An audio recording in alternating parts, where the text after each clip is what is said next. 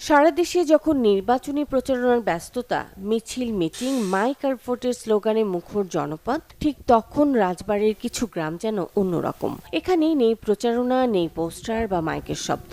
পদ্মার ওপারের এসব চরগ্রামে পৌঁছতে পেরোতে হয় পদ্মা নদী। আমরা পদ্মা পাড়ের এই পাশে থাকি, তো এই পাশে ধরেন যে পর্যন্ত কোনো লোকজন আসে নাই, মাইকিং টাইকিং হয় নাই ভোটের, কোনটা হ্যাঁ ভোট কোনটা কি ওই পর্যন্ত আমরা শুনিনি। বড় সমস্যা আমাদের এখানে বা স্কুল নাই বা রাস্তা নাই, এইটা হচ্ছে আমাদের মূলত সমস্যা।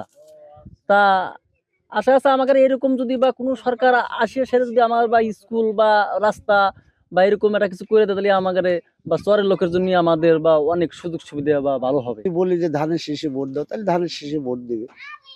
এখন হান আর একটা ভোটের গল্প আসতেছে। আসলে এই ভোটটা কোথায় দিলে ভালো হবে আমরা এখনো সম্পূর্ণ ক্লিয়ার না, যে এই ভোটটা হাতে দিলেই ভালো হবে না নাতে দিলেই ভালো।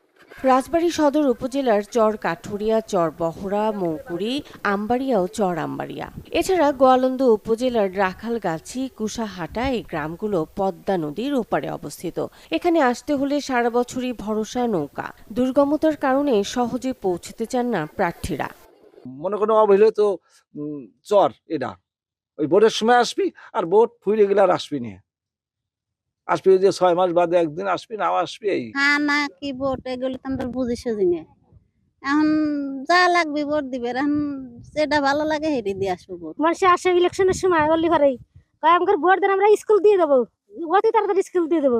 মাপজব সাপ নিয়ে যায়, স্কুল দেয় না। দুর্গম এই চরগুলোতে নেই শিক্ষা ব্যবস্থা, স্বাস্থ্যসেবার জন্য ছুটতে হয় শহরে। একটি সাধারণ অসুখেও নৌকায় নদী পার হয় বড় চ্যালেঞ্জ। এই অবহেলায় মানুষের মধ্যে তৈরি করেছে ভোট বিমুখতা।